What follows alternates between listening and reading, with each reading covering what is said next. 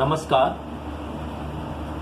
मैं डॉक्टर अमरनाथ शर्मा, सहायक प्राध्यापक समाजशास्त्र, शासकीय महाविद्यालय बोरी में कार्यरत हूँ। आज मैं आपके समक्ष उपकल्पना पर वीडियो लेक्चर लेकर आया। मैं बता दूं कि उपकल्पना सामाजिक अनुसंधान का महत्वपूर्ण चरण है। उपकल्पना सामाजिक अनुसंधान के क्षेत्र में इतना महत्वपूर्ण है, इसकी अवधारणा इतनी व्यापक है कि यह स्नातकोत्तर स्तर के अतिरिक्त सामाजिक अनुसंधान के क्षेत्र में कार्यरत समाज वैज्ञानिकों द्वारा प्रमुखता से इसे प्रयोग किया जाता है, क्योंकि बिना इसके प्रयोग का सामाजिक अनुसंधान को हम पूर्ण नहीं मानते हैं। तो वास्तव में उपकल्पना है क्या? हम कल्पना का प्रयोग अलग अलग अर्थों में करते हैं, चाहे हम चेतन हो या अचेतन हो या अर्धचेतन हो, किसी भी अवस्था में हो, हम कुछ न कुछ कल्पना और चिंतन करते ही रहते हैं। लेकिन किसी उद्देश्य के प्रति हम कल्पना करते या चिंतन करते हैं और एक क्रमबद्धता को उसमें लाते हैं, तब वह उपकल्पना के नजदीक पहुंच जाता है।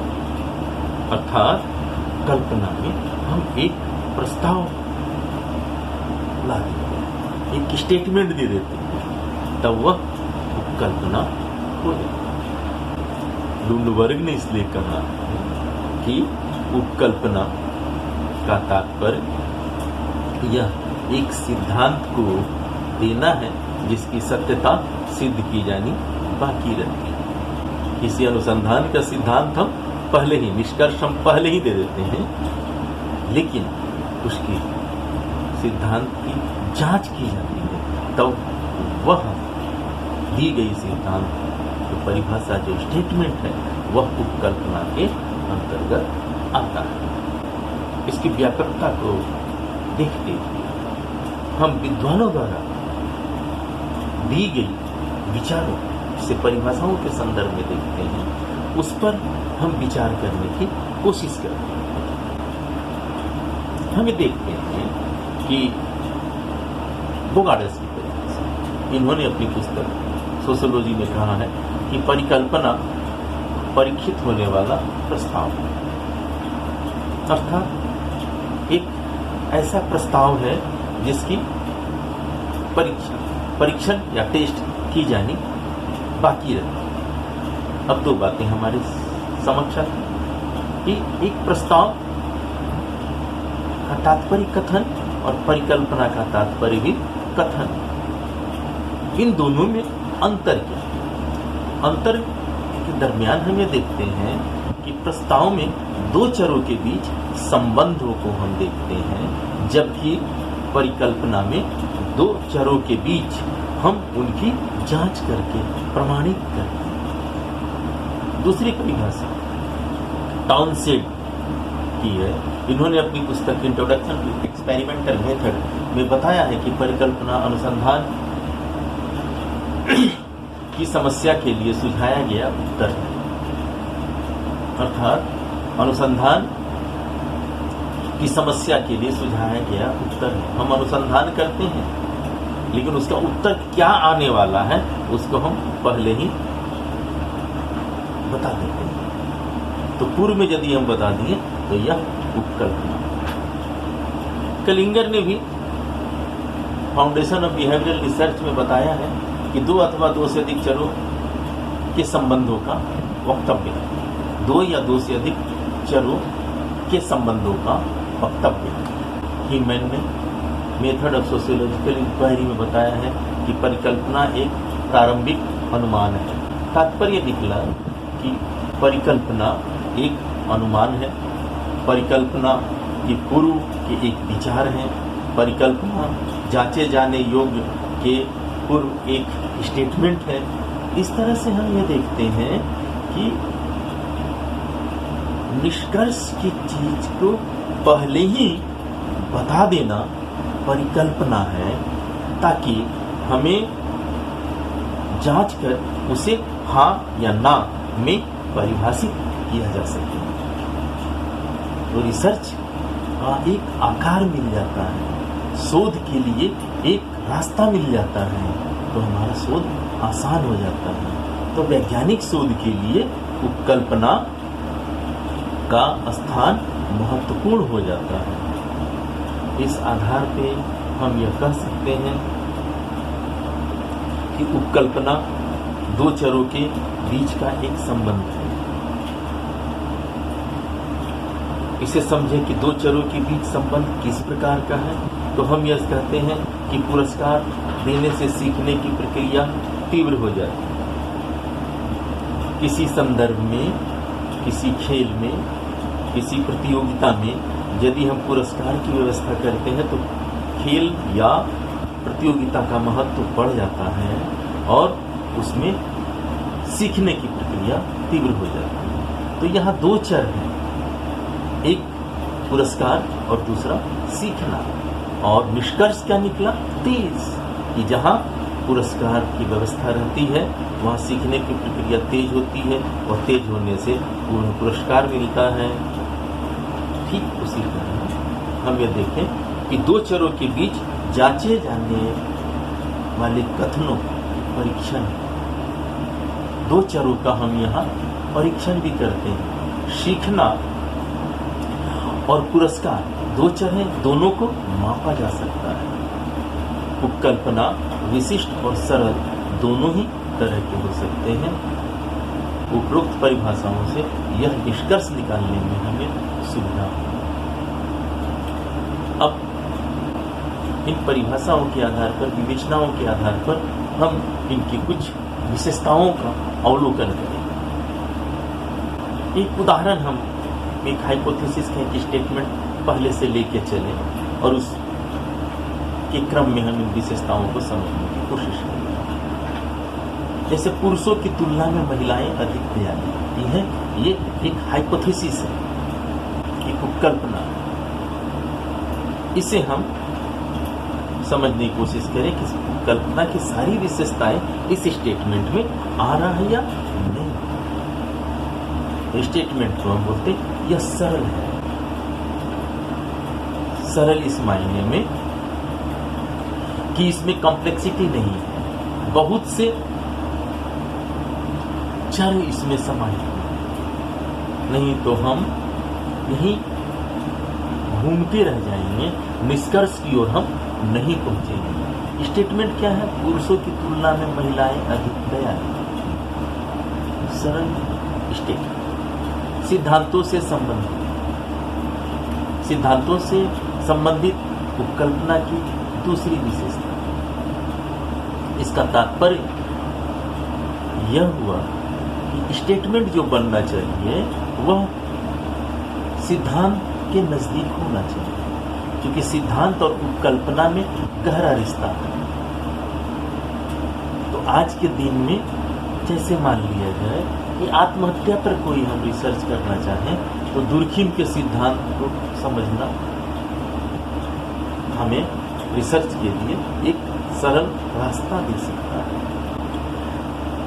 यहाँ हमने जो उदाहरण लिया उस उदाहरण में हम देखें जेंडरिज्म, और जेंडर के आधार पर हम बोलते हैं कि जेंडर सेंसिटाइजेशन के तहत हम ये साफ समझते हैं कि पुरुषों की अपेक्षा महिलाएं अधिक दयालु हैं। तीसरी विशेषता निकलती है उपलब्ध प्रविधियों से संबंध।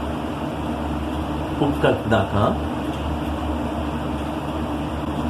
ये खास विशेषता है कि इसे समझने के लिए जो स्टेटमेंट आता है, जो कल्पना हम बनाते हैं, वह प्रविधियों से संबंध होना चाहिए,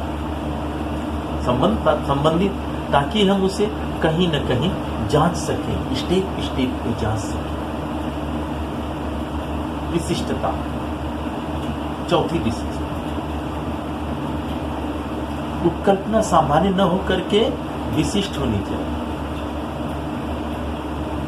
विभिन्न विषय के सभी पक्षों से लेकर एक सामान्य उपकल्पना का निर्माण कर दिया जाता है तो अध्ययनकर्ता एक समय में एक ही विषय के सभी पक्षों का यथार्थ अध्ययन नहीं कर सकता। इसलिए विशिष्टता का गुण आवश्यक होता है। प्रयोग सिद्ध उपकल्पना का निर्माण करते समय अनुसंधानकर्ता को यह ध्यान रखना चाहिए कि उपकल्पना किसी आदर्श को प्रस्तुत करने वाली न हो, बल्कि उसके द्वारा किसी विषय अथवा अवधारणा अथवा स्टेटमेंट की परीक्षा की जा सके। इस तरह प्रयोग सिद्ध स्टेटमेंट होना चाहिए और विशेषता स्पष्टता की। एक अध्ययनकर्ता अनुसंधानकर्ता अध्ययन के लिए जिस उपकल्पना का निर्माण करता है उसकी भाषा और अर्थ इतना स्पष्ट और निश्चित होना चाहिए कि उससे उसकी मनमाने अर्थों में विवेचना न की जा सके, बल्कि उसके उपयुक्त अर्थों में ही उसका उपयोग किया जा सके। इस प्रकार हम यह देखते हैं कि हमने जो उदाहरण लिया था कि पुरुषों की तुलना में महिला अधिक दयालु होती है, उस स्टेटमेंट में सरलता भी है, सिद्धांतों से भी संबंधित है, उपलब्ध प्रविधियों से भी संबंधित है, उसकी विशिष्टता भी है, प्रयोग सिद्ध भी है और स्पष्टता भी। इस तरह हम यह देखते हैं कि उपकल्पना क्या है, उपकल्पना की विशेषता क्या है। अब उपकल्पना के प्रकार को हम देखने की कोशिश करें। गुडे और हर्ट ने उपकल्पना के 3 प्रकार, विभिन्न विद्वानों ने अलग अलग व्याख्या की है, लेकिन यहाँ पर गुडे और हर्ट द्वारा दी गई विवेचना को हम आपके सामने लेना चाहेंगे, प्रयोग करना चाहेंगे। गुडे और हर्ट ने पहली जो प्रकार बताया है वह अनुभवात्मक समानताओं से संबंधित है। अनुभवात्मक समानताओं से संबंधित इसके अंतर्गत ज्ञान और तर्क का परीक्षण किया जा सकता है। इसमें लोकोक्तियां, मुहावरे, ये सारे वक्तव्य अनुभव सिद्ध आधार पर दिए जाते हैं और उसके आधार पर ही हम उपकल्पना का निर्माण करते हैं, या उस तरह के जो स्टेटमेंट आते हैं उसको हम इस श्रेणी के अंतर्गत रख सकते हैं। जैसे हम कहें कि अनकल्चर्ड माता पिता के बच्चे भी अनकल्चर्ड ही होते हैं, ये एक स्टेटमेंट। बिल्ली रास्ता काट देती है तो अशुभ माना जाता है, यह एक स्टेटमेंट है। तो इसे हम अनुभव सिद्ध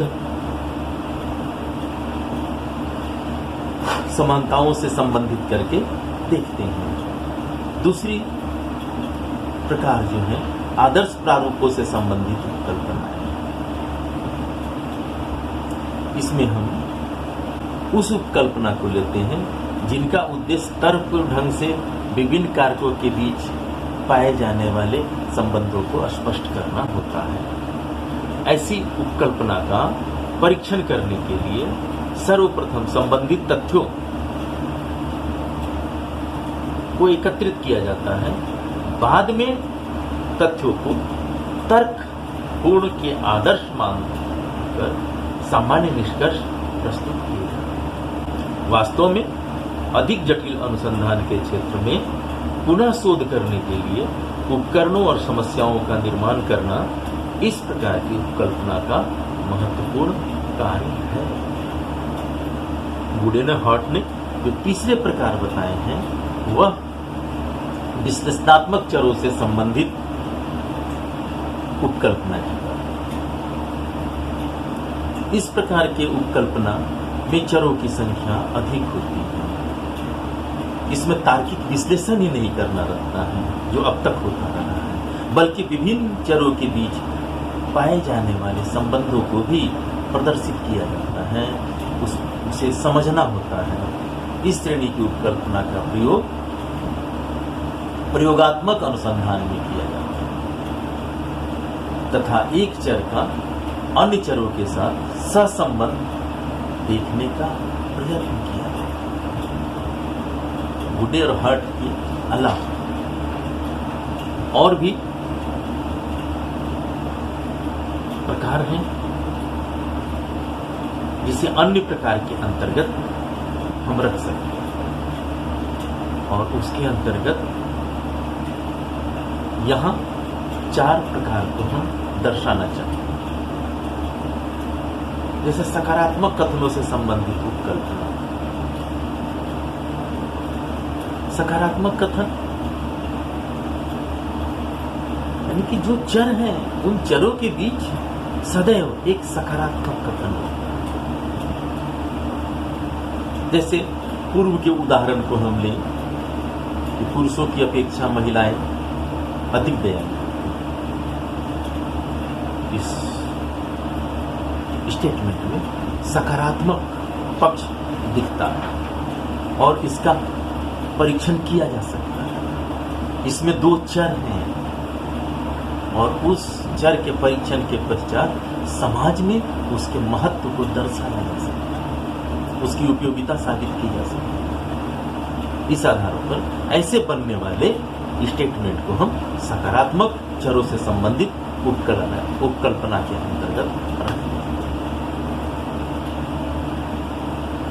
अन्य प्रकार के अंतर्गत जो दूसरी उपकल्पना है वह ठीक सकारात्मक के उल्टा, मतलब कि नकारात्मक कथनों से संबंधित उपकल्पना है। इसमें स्टेटमेंट नकारात्मक पक्ष से संबंधित होते हैं, जैसे कि पुरुषों में सहन शक्ति नहीं होती, महिलाओं की अपेक्षा पुरुषों में सहन शक्ति का अभाव पाया जाता है। ये नकारात्मक कथन।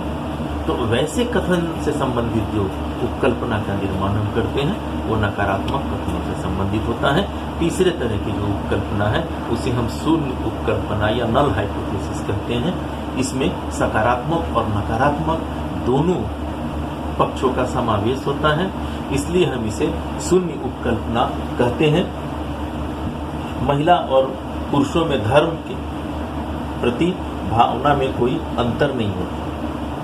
यह एक स्टेटमेंट है जिसमें महिला, पुरुष और धर्म की भावना ये चर हैं और इन चरों में हम यह देखते हैं कि कोई अधिक प्रभाव नहीं डालता, इसलिए हम इसे शून्य उपकल्पना कहते हैं। और अंत में हम कामचलाउ एक्स्ट्रा हाइपोथेसिस बोलते हैं, जिसमें कि समस्या के प्रति पूर्व से मुझे जानकारी होती है। अनुसंधानकर्ता को समस्या के बारे में पूर्व से, निष्कर्ष के बारे में पूर्व से कुछ जानकारी होती है। उसे देख करके कम समय में एक हाइपोथेसिस, एक कथन, एक स्टेटमेंट का निर्माण करके रिसर्च करता है, तब हम उसे कामचलाउ उपकल्पना। इस प्रकार हम यह देखते हैं कि सामाजिक शोध के लिए किस समय, कौन सी परिस्थिति में, किस विषय से संबंधित अध्ययन किए जाने हैं, उसको ध्यान में रखते हुए समय का, स्थान का, उद्देश्य का, स्थान महत्व को देखते हुए हम उपकल्पना का निर्माण करते हैं।